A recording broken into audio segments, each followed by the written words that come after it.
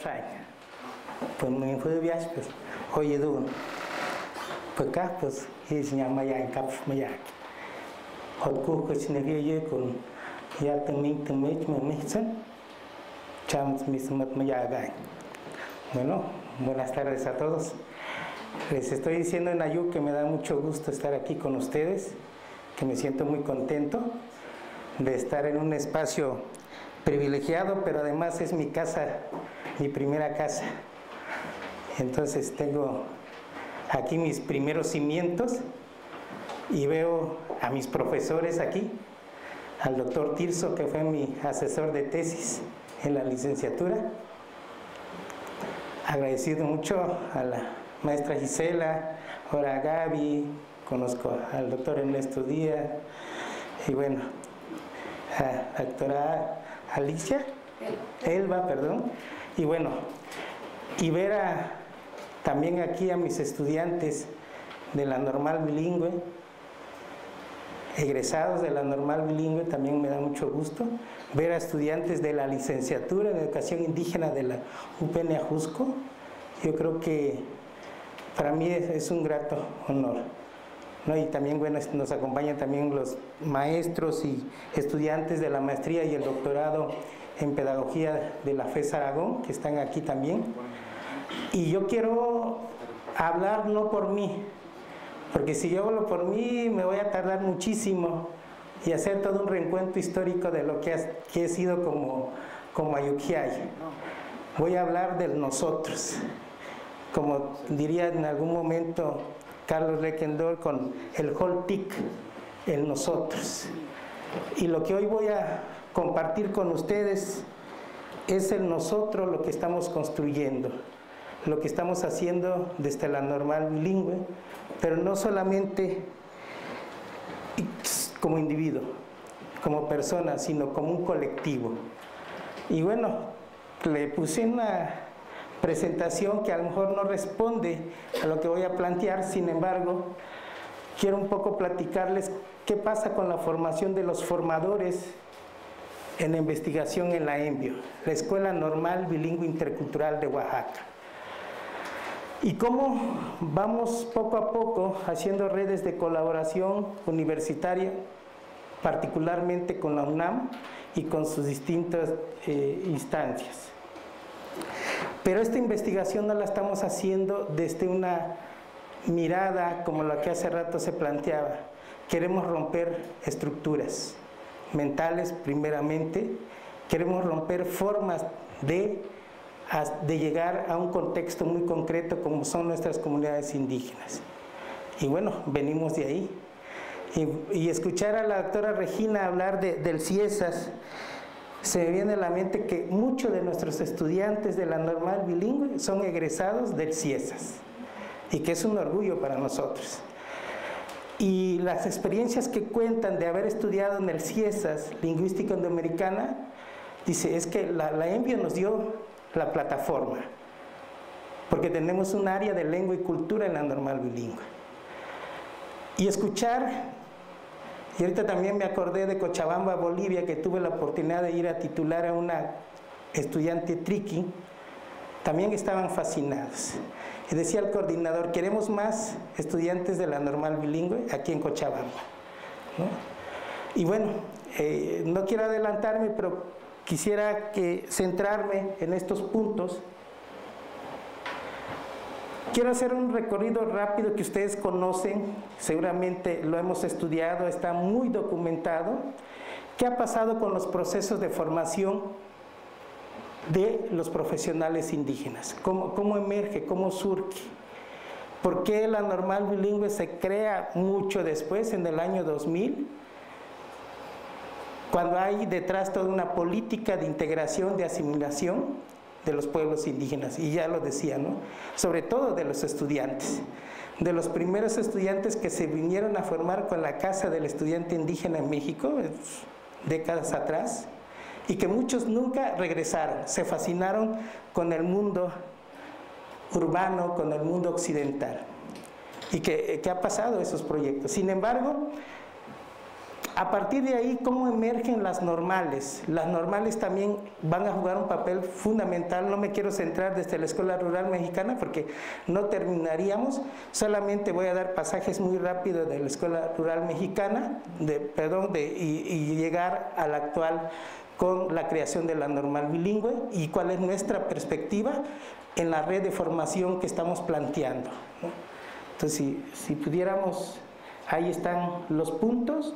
La formación de los indígenas docentes, cuáles han sido las tendencias de la formación implementada en las escuelas normales, las redes de colaboración, un parteaguas para nosotros en el caso de la normal bilingüe, y la apuesta a abrir un centro de investigación multidisciplinaria sobre educación, diversidad cultural y lingüística.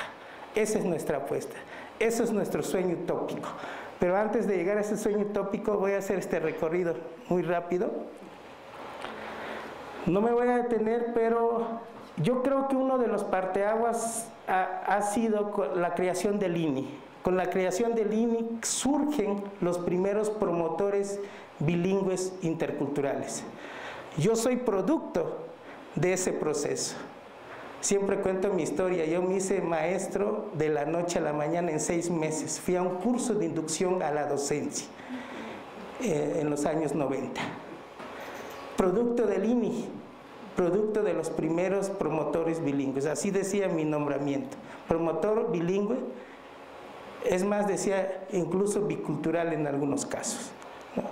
Entonces, a partir de ahí vinieron programas de formación para el medio indígena, para formar al docente indígena para que pudiera trabajar con sus pueblos. Entonces ahí tenemos, por ejemplo, lo que les decía en Chiapas, ¿no? El primer centro coordinador indigenista. Después vendría la creación del Servicio Nacional de Promotores Culturales en Maestros Bilingües. No se ve el año por ahí, está muy... Después vendría la creación de la Dirección General de Educación Extraescolar en el Medio Indígena. Y después llegamos a la DGI, ¿no? La Dirección General de Educación indígena. Entonces, esos han sido los procesos de formación, pero ninguno con nivel. Estos eran procesos de formación remediales para que el docente, el que se hacía docente de la noche a la mañana, pudiera trabajar. ¿Cuál era la lógica? Y creo que lo han ustedes discutido académicamente. Era que el propio nativo castellanizara a su propia gente, ¿sí? O sea, yo que soy ayuquiay, voy con los ayuquiay, si no me entienden en español, yo les hablo en ayuk como un puente para aprender el español. En esa lógica, en esa política de asimilación e integración. ¿Qué se decía? ¿Qué mejor que el indígena para castellanizar a su propia gente? ¿Qué mejor el indígena para homogeneizar la cultura? Entonces nosotros fuimos, y a lo mejor seguimos siendo los caballitos de batalla de este estado homogéneo, ¿sí?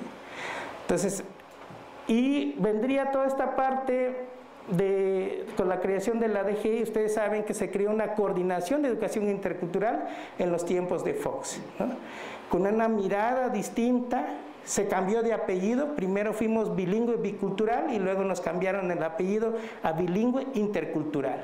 Hoy estamos en eso, pero nosotros decimos no. En el caso de Oaxaca decimos no, nosotros no hablamos de interculturalidad, hablamos de comunalidad, en otro sentido, en otra perspectiva. Bien, y quiero centrarme en la parte que corresponde a las normales.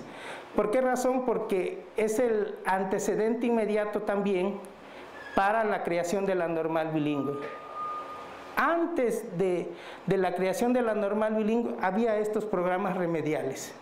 No había un espacio de profesionalización excepto la UPN Ajusco, que a finales de los 70 se crea la licenciatura en educación indígena, pero los primeros que vinieron a cursar la licenciatura eran los supervisores, los directores.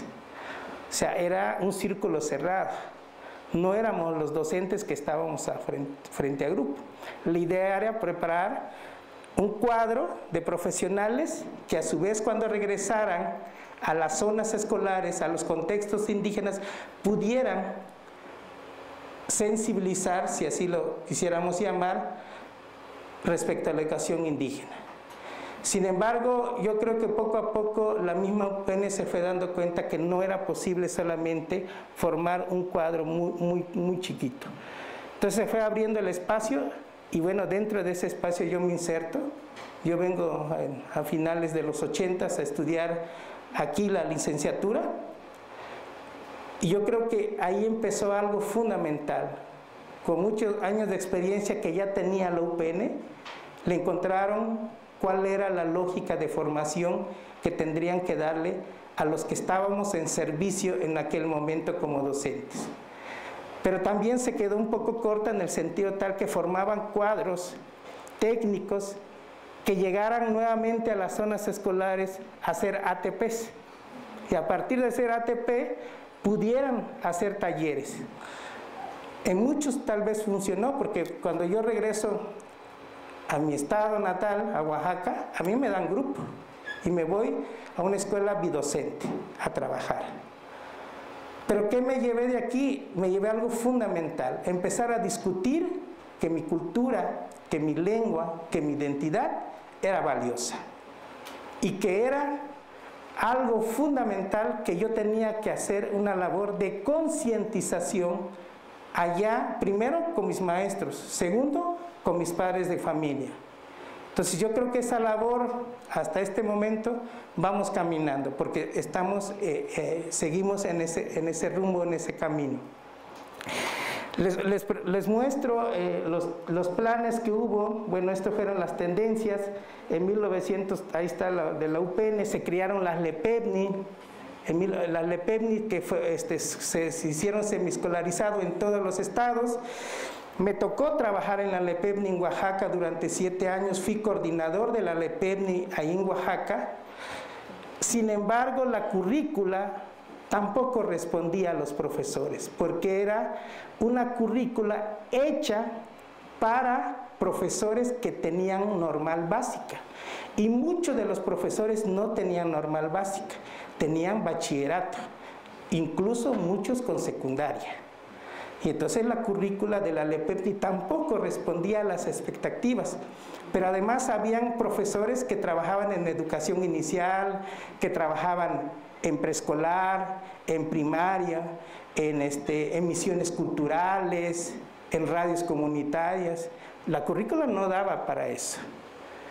¿Qué pedían los profesores? Pedían cómo enseñar en lengua, pedían la didáctica. Eso pedían los profesores. La currícula no daba la LEPEVNI para eso. Bien, digamos que esos fueron los espacios de formación para los profesionales indígenas en ese momento. A partir de aquí ya surge el CIESA, lo que ya mencionaron, pero las normales generales, no había una normal que formara indígenas profesionales para trabajar con su gente. En Oaxaca tenemos 10 normales de educación básica y la única con las características y el prototipo de la cual quiero detenerme es la normal bilingüe intercultural, que forma docentes que van a trabajar con las culturas originarias de Oaxaca. Y ahí tenemos 2 licenciaturas, la de preescolar y la de primaria. Emergen en el año 2000 junto con la hermana Jacinto Canet, que también emerge en el año 2000. Entonces, también está Michoacán. Yo siempre he dicho que son como las 3 normales emblemáticas con estas características. Pero no quisiera decir que la única que tiene más especificidad, que trabaja toda una área lingüística cultural, es la normal bilingüe, donde se hacen las tesis de forma bilingüe. En Ñuzadi español, en Dizazá español, en Apong español, en Ayuc español, ¿sí? Se hacen, en Ombiayets español se hacen las tesis. ¿Sí? Llevamos 18 años de vida. Entonces yo creo que de alguna manera hemos caminado. Pero ¿qué nos hace falta? ¿Por qué creo que es importante vincularnos. Ahí está el surgimiento de la escuela normal.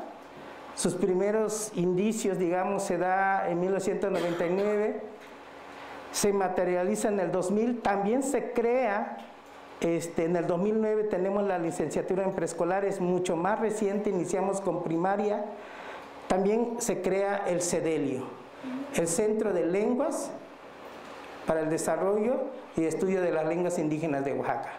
Sin embargo, es un proyecto que no ha dado mucho fruto, por muchas cuestiones, porque no tiene investigadores lingüistas, y ahí falta nutrir esta parte. Bien. El parteaguas de todo esto que les estoy señalando con la creación de la normal bilingüe, antes de que nosotros nos metiéramos al plan de estudio, porque nosotros emergemos con el plan de estudio 1997, estos son sus antecedentes. El plan de estudio del 72, del 75, ¿qué privilegiaba un plan de estudio de normales? ¿Qué formaba? Formaba técnicos, tenía una visión más instrumentalista, más apegada a la cuestión de las didácticas. Y en consecuencia, el profesor formador de docentes, ¿qué perfil debería de tener? Muchos de los profesores formadores de docentes que iniciaron en las normales no tenían perfil profesional. Muchos, si acaso, tenían la licenciatura terminada, pero no titulada. Entonces, varios profesores que trabajaban en las escuelas de educación básica se hicieron formadores de docentes, pero sin ninguna formación para ser formadores de docentes, que eso es otro de los problemas que creo graves que se empezó a arrastrar en el normalismo. En consecuencia, los profesores formadores de docentes eran únicamente profesores de aula, pero no hacíamos investigación, o no hacían investigación los profesores, no salían al campo. Las primeras currículas del 72-75 respondían una lógica más de carácter instrumentalista. Los jóvenes no salían a hacer prácticas docentes y en consecuencia los formadores tampoco conocían mucho el campo, salvo aquellos que venían de haber trabajado en educación básica.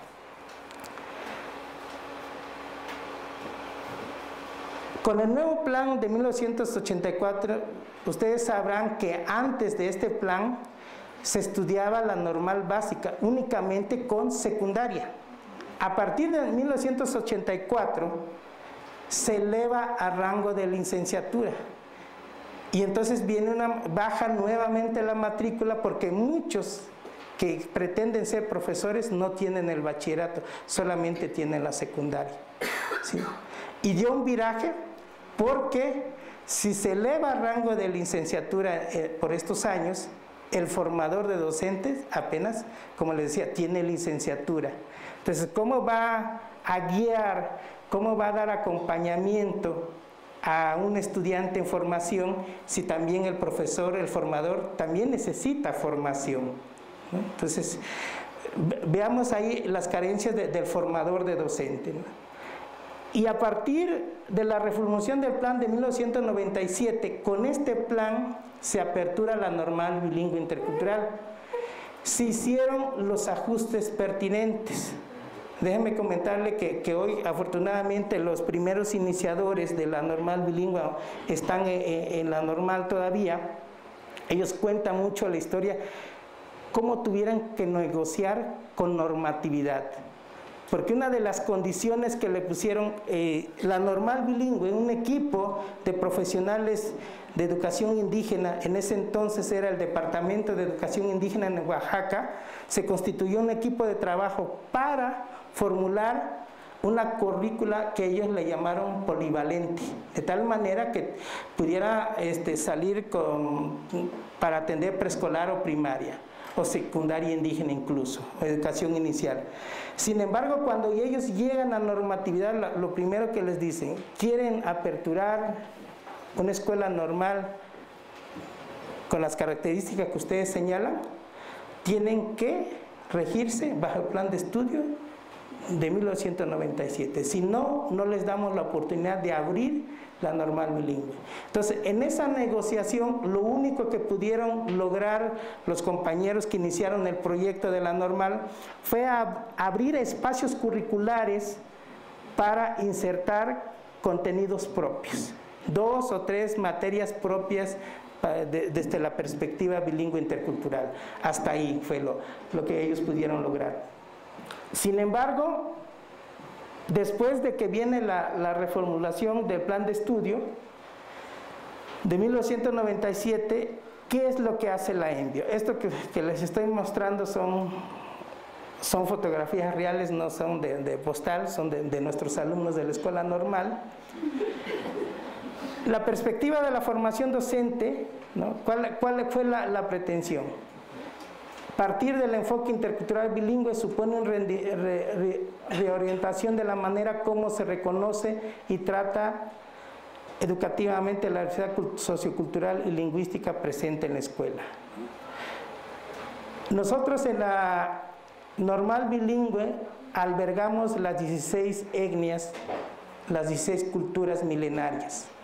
¿Sí? Tenemos a los amuscos, a los cuicatecos, a los chatinos, chinantecos, chotoltecos, chontalicos, ixcatecos. Hemos tenido en algunas generaciones unos más, unos menos, unos no han estado. Hay lenguas que ustedes saben que están ya extinguiéndose. Entonces, pero han transitado durante estas generaciones todas las culturas con sus distintas variantes dialectales, que eso es un dato para nosotros muy interesante, ¿no? Hoy se nos habla de una nueva malla curricular que inició en el 2011 y se concretizó en el 2012, y con esa malla curricular estamos trabajando. Pero nuevamente la normal bilingüe como pionera, con la reformulación del plan 97 y con la nueva malla curricular, hay un eje transversal en la formación inicial, que es la cuestión de la lengua y la diversidad cultural. Está presente en la malla curricular. El ejemplo que siguieron fue lo de la normal bilingüe, porque fuimos producto también de casi el experimento, de ver qué está haciendo la normal bilingüe. A partir de ahí fueron, y por ahí se dice, ¿no? Se copiaron lo que estábamos haciendo y lo metieron a la currícula oficial. Y ahí está presente. Sin embargo, hoy nos están hablando que hay una nueva, no una nueva currícula, ellos le llaman armonización de la malla curricular 2017. ¿Qué es lo que están privilegiando? Pues bueno, están privilegiando lo que hoy pregona el Estado mexicano con la reforma educativa, ¿no? Y lo que pregonó mucho tiempo nuestro exsecretario de Educación, Aurelio Nuño, el inglés. El inglés sobre toda lengua, ¿no? Pero por ahí dejan un espacio para las lenguas originarias también, ¿no? Pero hay que privilegiar el inglés por encima de las lenguas originarias con este enfoque. Nosotros hemos tenido una lucha histórica, primero en Oaxaca como un movimiento, y segundo, una resistencia en la currícula vivida en la normal bilingüe. Para nosotros ha sido fundamental crear un espacio donde se anteponga primero lo bilingüe y luego lo intercultural. Primero la cultura y la identidad y luego lo nacional. Y algo, una esencia que la currícula no lo va a plantear, es que trabajamos con los saberes y conocimientos propios de las culturas en el eje transversal de la formación docente. Para nosotros es algo, es complicado, es complejo, porque estamos luchando con una currícula nacional, estamos luchando con un programa que tiene ciertos parámetros que cumplir, que hay que asignar calificación. Sin embargo, en la currícula vivida tratamos de recuperar toda esta esencia. Mucho también nos han dicho, y creo que igual que al CIESA, que de repente nos metemos en nuestro caparazón y no damos la posibilidad a otros. Porque un requisito fundamental hasta ayer era que todos nuestros alumnos tenían que hablar la lengua indígena para poder ingresar a la normal bilingüe. porque ahí no se les iba a enseñar a hablar lengua indígena, ya deberían de venir con la lengua. Ahí lo que hace la normal bilingüe es fortalecer las habilidades lingüísticas, ¿sí? Ese es el trabajo que hace la normal bilingüe. Sin embargo, en el momento histórico que estamos viviendo, hoy muchas de las nuevas generaciones que están ingresando a la normal bilingüe son hablantes primero del castellano o del español y en un segundo momento la lengua. Y hablan muchos más el castellano y muy poco las lenguas originarias. Y entonces hay un nuevo reto para la normal bilingüe. ¿Cómo poder fomentar esto? Tenemos casos excepcionales, creo que también en el CIESA los hay, de que llegan hablando 2 o 3 palabras y salen cantando y chiflando su lengua y escribiendo. Tenemos casos excepcionales también. Entonces yo creo que estos son los grandes retos que estamos enfrentando. Pero, ¿qué pasa con la formación de los formadores docentes? Nos estamos encontrando en un escenario donde nos están exigiendo, por un lado, la misma política educativa, que el formador de docentes tiene que tener un perfil profesional, ahora el famoso PRODEP, ¿no? Tener perfil PRODEP. ¿Y qué implica eso? Ser profesor, por un lado, de tiempo completo. Segundo, hoy ya no pueden titular los profesores que solamente tienen cédula de licenciatura.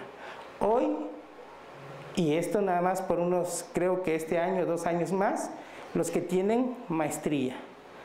El siguiente paso es, están obligados los formadores de docentes a tener el doctorado para poder ser asesores de tesis, ¿sí? Pero nos metemos en un gran dilema, porque a lo mejor habrá nuevos sujetos formados con perfil de doctorado, pero no tienen la experiencia docente. Ese es otro problema que vamos a enfrentar. Resulta que los profesores formadores que iniciaron en el caso de la normal bilingüe, hoy se están jubilando de manera masiva. Y eran profesores que tenían 15, 20 años de haber trabajado en educación básica, en educación indígena, con mucha experiencia. Y los nuevos formadores que están llegando, muchos de ellos no tienen experiencia en el campo de la educación indígena. Tienen a lo mejor toda la teoría, todo el conocimiento vasto, y hacia allá voy, todo el conocimiento vasto del mundo occidental, pero les falta la otra parte fundamental. Y esa es la apuesta de la normal bilingüe, y ese es el sueño utópico. La utopía la vamos siguiendo, y yo creo que no la vamos a alcanzar, pero vamos avanzando en esa utopía. Entonces, a partir de ahí, ¿qué estamos haciendo? Yo le pongo aquí que empezamos una red de colaboración universitaria con los formadores de docentes e investigadores del quehacer de la ENVIO. Y un proyecto que emerge es el proyecto colectivo de la FES Aragón, UNAM, UPN Ajusco, ENVIO y escuelas primarias. Este proyecto tiene una historia que en este tiempo tampoco alcanzaría a contarlas, pero solamente quiero mencionar que llevamos 10 años trabajando sobre esto. Este proyecto tiene un autor intelectual, como hemos señalado, y es el doctor Antonio Carrillo Avelar. Y tiene la historia desde que yo estudié aquí, desde la licenciatura. Me lo vuelvo a encontrar en el doctorado y de ahí creo que hemos luchado con abrir muchos espacios. Y una de las primeras luchas que se dio fue algo insólito, porque cuando yo llegué al doctorado, y es una anécdota que me gusta repetirlo miles de veces, porque lo primero que me dijeron, tienes que tener 2 constancias de lengua extranjera para estudiar el doctorado aquí. Y yo les dije, ¿pero cómo? Pues sí, pero yo hablo ayuk y lo sé escribir, ¿por qué mi lengua no vale? ¿no? Pues esas son las reglas institucionales, ¿no? Y bueno, en esa lucha tuve que, pues quién sabe cómo le hice, pero conseguí 2 constancias, ¿no? Que me pidieron porque era un requisito, y yo les dije, pues ahí están las constancias que quieren, ¿no? Pero en ese proceso logramos, junto con el doctor Antonio Carrillo, casi demandar a la UNAM y decirle que las lenguas tendrían que ser un requisito para ingreso al posgrado de la maestría y doctorado en pedagogía de la UNAM. Y hoy ya es válido, ya es un requisito. El que hable la lengua indígena ya tiene una lengua más, ¿no? Igual que en estudios mesoamericanos, bueno, ahora el CIESA que ha estado ahí, y se van abriendo los espacios. Bien, pero no conforme con esto, con este proyecto colectivo que ahorita les planteo cuál es nuestra visión sobre esto, hemos constituido una red, la Red de Formadores en Educación e Interculturalidad en América Latina, la Red FEYAL. Llevamos ya 3 congresos internacionales. La primera se hizo en la ENVIO, simultáneamente en la FES Aragón y en la UAFO. El segundo congreso se hizo en la UAFO y el tercer congreso lo fuimos a hacer ahora a Goiás, a Brasil. Y el cuarto congreso en el año siguiente va a ser en la FES Aragón. Es una red que hemos impulsado con todo un equipo de profesionales, de maestrantes y doctorantes, que muchos de ellos están aquí presentes hoy, y que nuevamente el autor de todo esto sigue siendo Antonio Carrillo. Ahora se incorpora la doctora María Elena, ya tiene 2 o 3 años que también ya se incorporó, y otros actores más que ahorita no se me vienen a la mente sus nombres. Sin embargo, esta red ahora lo está coordinando la doctora María Bertelli Busquet, es nuestra presidenta de la red en este momento histórico. Entonces, del CIESAS, ¿no? Ícono de la etnografía mexicana, y además que trabaja toda la cuestión de la interculturalidad. Entonces creemos que es pieza clave en estos procesos de construcción. ¿Hacia dónde vamos? Vamos a la construcción de un centro de investigación multidisciplinaria sobre educación, diversidad cultural y lingüística. Ese es nuestro objetivo. Hay muchos avatares en Oaxaca, ustedes lo saben. El movimiento sindical, el movimiento político, la ideología predominante es nadar contracorriente, pero cuando ves este tipo de proyectos encaminados, vale la pena. ¿Por qué? Porque estamos luchando contra este pensamiento hegemónico, contra esta cultura dominante. ¿Qué es lo que queremos? Visibilizar lo que está invisibilizado.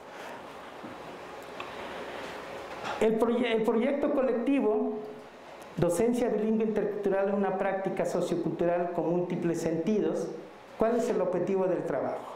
Contribuir a señalar y aportar en propuestas de mejora de las problemáticas educativas que viven los pueblos originarios. El objetivo de la investigación es establecer estrategias de vinculación entre las universidades e instituciones formadoras e investigadores que atienden la diversidad lingüística y cultural de las comunidades originarias para fortalecer sus procesos formativos. Está muy específico y claro nuestro objetivo. Es contribuir al campo de la educación indígena, primero, en este caso el epicentro Oaxaca, por la diversidad cultural que representa. Sí es cierto, hay muchos trabajos sobre educación indígena, muchos estudios, muchas investigaciones, pero de repente cuando yo veo esos trabajos, se sigue viendo desde afuera la realidad. Se sigue estudiando la realidad desde una postura fuera del contexto. Y lo que queremos es estudiar desde adentro, desde el contexto mismo. Ese es un gran reto, porque diría en algún momento Günter Diech, cuando él plantea la etnografía de la doble reflexibilidad, ¿qué implica hacer investigación en las culturas originarias, en las culturas diversos, pluralmente y lingüísticamente hablando? Primero, implica romper esquemas, paradigmas. Segundo, ¿qué implica que hoy los nativos se están volviendo investigadores de su propia cultura? Tiene riesgos, claro que los tiene. Sin embargo, hace unos ayeres no podríamos decir que había muchos intelectuales indígenas dedicados a la investigación de su propio contexto, ¿sí? Y que gracias a investigadores como ustedes emergió o dieron a conocer muchas cosas de la cuestión de la lengua, de la cultura, de la identidad, de los procesos educativos que hay en nuestros contextos. Pero hoy también nos toca, incluyéndome, nos toca a nosotros también darle voz a nuestra propia gente. Los sin voces, los que han estado olvidados, necesitamos darles voces. Yo no necesito, y muy bien lo dice Bertelli, yo no necesito hablar por ellos, ellos tienen que hablar por sí mismos. Ni porque yo sea Ayuquiay, yo tengo que hablar por el Ayuquiay.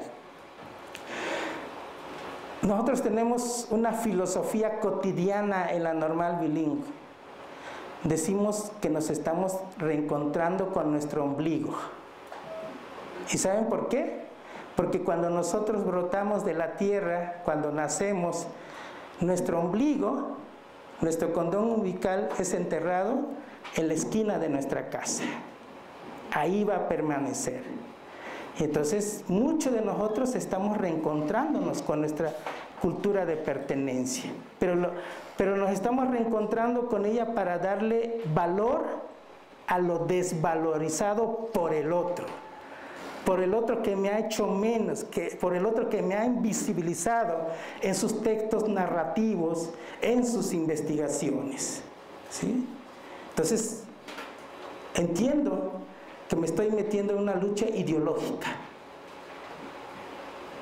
y que luchar contra esa homogeneidad, cuando nos consideran minoría, yo creo que los embates son bastante fuertes.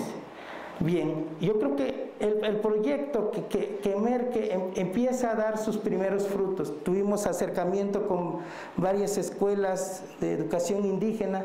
Primero fue en San Mateo del Mar, se hicieron varios proyectos de investigación. ¿Cuál era la pretensión? Que los maestrantes y doctorantes se salieran de una investigación de gabinete, ¿no? Que se fueran realmente al escenario, a los contextos, a hacer investigación. Lamentablemente, cuando yo como estudiante y luego como profesor de la FES Aragón, de repente te encuentras con objetos de estudio donde están queriendo imaginarse escenarios que no existen, donde están queriendo estudiar lo estudiado una y otra vez, y entonces no hay aporte. Una investigación tiene que aportar algo hacia la transformación de algo. Entonces yo creo que ahora nuestros estudiantes de la maestría y doctorado entienden esa parte, entienden que tienen que ser trabajos que realmente aporten y no que sea solamente un trámite administrativo para obtener un grado profesional, ¿no? Porque yo de repente me pregunto, ¿de qué me sirve tener 3, 4 cédulas? O hay unos títulos que me dieron de este tamaño, ¿no? O sea, eso no me sirve. Yo llego a mi pueblo, yo soy, ahí viene el hijo del señor Enrique, del señor David, perdón. Él es Enrique, así se llama mi papá.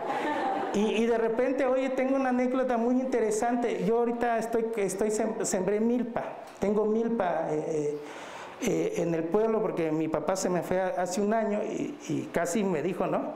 Pues tú te vas a encargar, soy el único hijo, tú te vas a encargar de los terrenos, sembrar la milpa. Ya estuvo bueno que andes por ahí, ¿no? Diciendo barbaridades, ¿no? Ahora estoy sembrando milpa. Sí, lo bueno que en mis tiempos ayudé a mi abuelo a sembrar milpa. Y ahora lo estoy haciendo. Y los invito, porque ya va a haber elotes.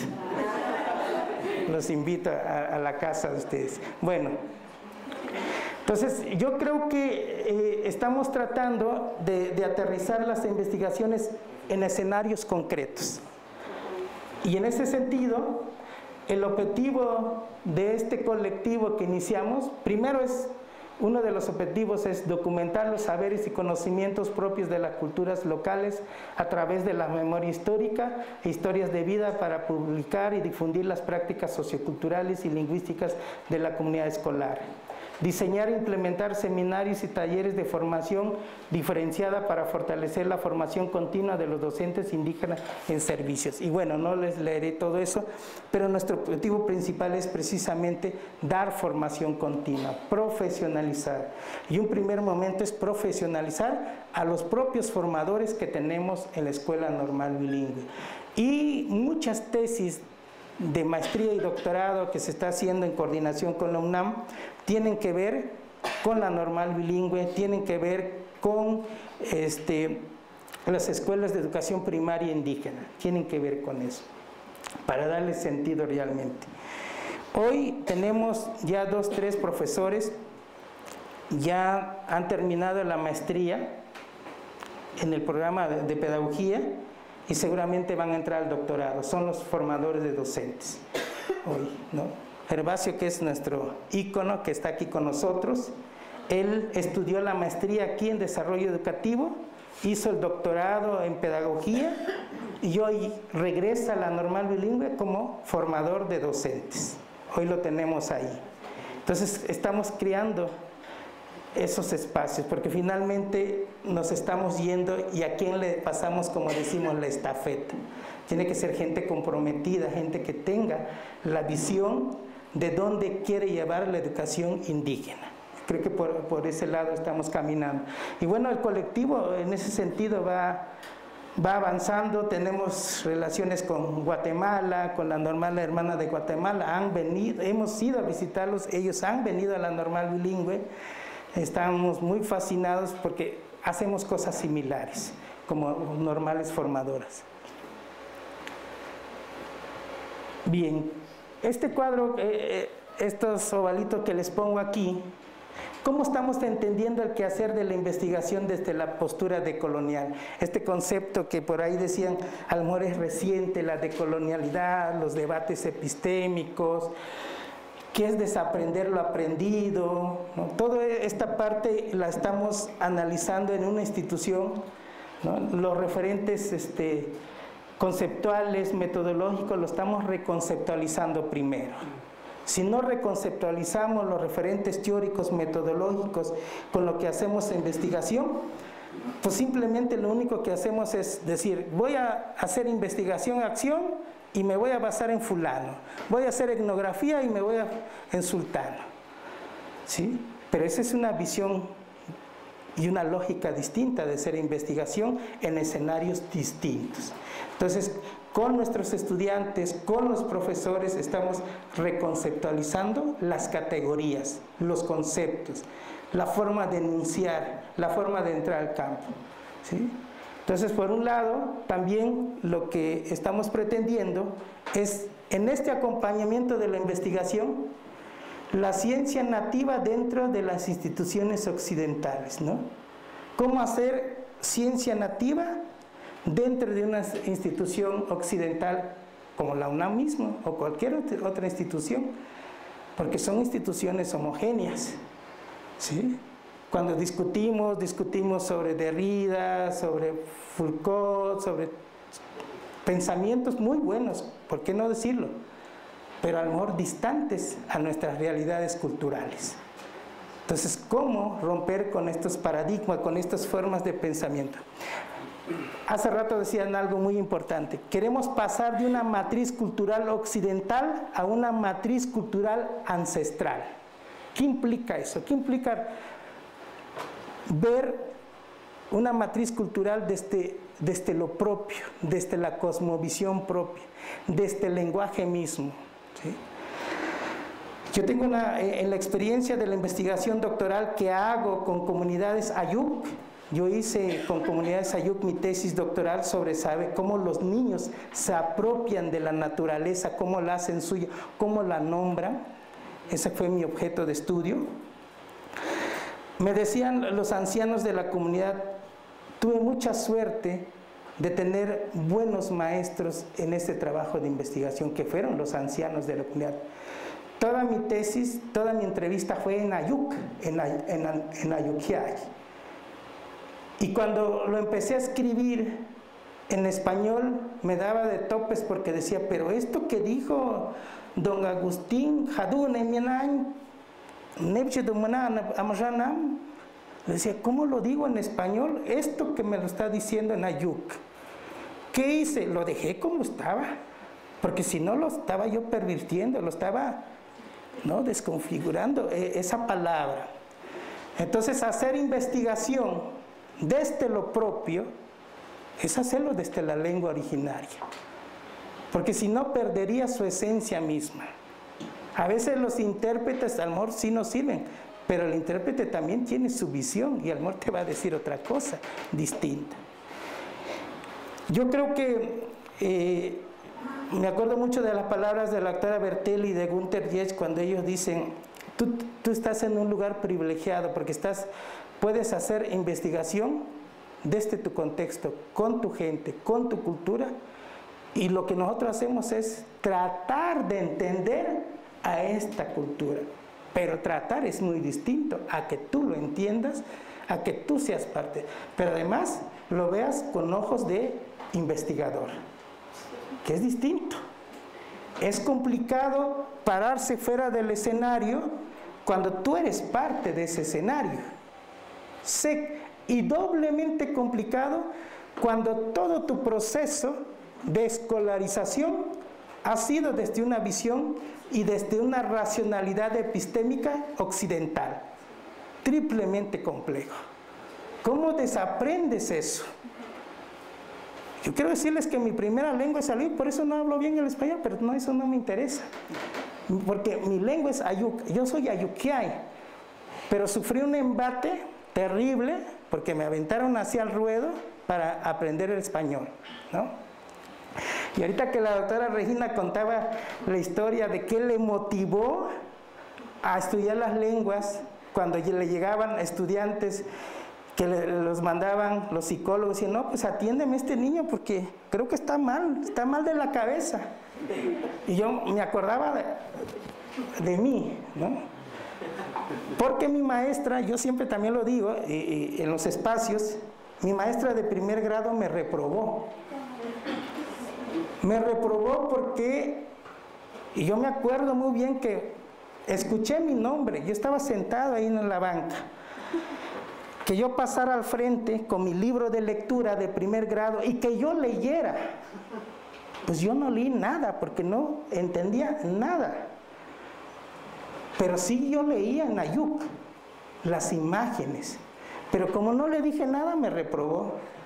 Dice mi papá, ¿sabes? Dice, te reprobaron, hijo. Dice, ya no pasaste a segundo grado. Dice. Pues eso no me interesaba, ¿no? Y a veces digo, si mi maestra viviera ahorita, platicaría con ella. No, platicaría yo con ella. Sí. Bien. En la investigación, los actores sociales, ¿con quiénes se dialoga? ¿Quiénes son nuestros informantes? ¿Con quiénes tenemos que dialogar? De repente, cuando hacemos trabajo e interpretamos lo interpretado y lo requete interpretado, no estamos haciendo nada. Entonces, los actores sociales, nuestros informantes claves, son los nativos del lugar, de la comunidad. Es el maestro. Si yo quiero estudiar al profesor indígena, es al profesor, es su historia de vida del profesor. Si yo quiero documentar los saberes, quiero documentar la lengua, una de las lenguas muy complejas, como dice la doctora, es el chinanteco, porque está en chinanteco, así de sencillo, ¿no?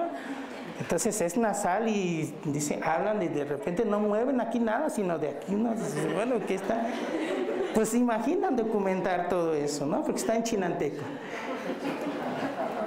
¿Qué queremos lograr? La visibilización de lo negado en la educación homogénea. Ese es nuestro gran reto. Visibilizar lo invisibilizado por la educación homogénea, por los paradigmas existentes en el mundo occidental. Queremos eso, lograr, en los trabajos de investigación. Y por eso las nuevas líneas de generación de conocimiento a partir de las de las referencias propias de cosmovisiones, saberes y prácticas indígenas. Ese es nuestro referente clave. Entender estas lógicas de pensamiento. Quiero decirle que es cuando uno se sitúa, yo como Ayuquiay, yo perteneciente a una cultura distinta, cuando uno se sitúa en su mundo desde su lenguaje, es otra forma de realidad, distante al mundo cotidiano que me enseñaron desde la escuela, ¿sí? Les cuento solamente una experiencia muy rápida. Cuando estaba haciendo mi trabajo precisamente de licenciatura de preescolar, que fue mi tesis sobre preescolar, uno de esos días fue el eclipse allá, el eclipse total creo que sucedió, y los niños de preescolar, de repente alguien dijo, en Ayuk, y capsto te mami. Y después dijo otro niño, y yo me quedé así asombrado. ¿Qué es lo que dijeron? Dice, ya se oscureció, dijo la niña, y no traje mi petate para dormir. Y dijo el otro niño, ni yo traje mi lámpara para irme. ¿No? O sea, esa riqueza de pensamiento, como queramos llamarle, está invisibilizado en la escuela. Incluso al maestro indígena eso no le interesa, porque está preocupado por matemáticas, por español, porque sepan leer bien, pero no por sus saberes, no por sus convicciones. Si hoy yo le preguntara, ¿usted dónde vive? ¿Qué me contestaría? ¿Qué me diría? Vivo en la calle... Vivo en la calle de Cancún, en 1921, de 1921. Okay. Eso me dirían muchos de ustedes. Pero si yo le pregunto al niño de preescolar, Mami Chimzanay, él no va a decir yo vivo en la calle Miguel Alemán número 34.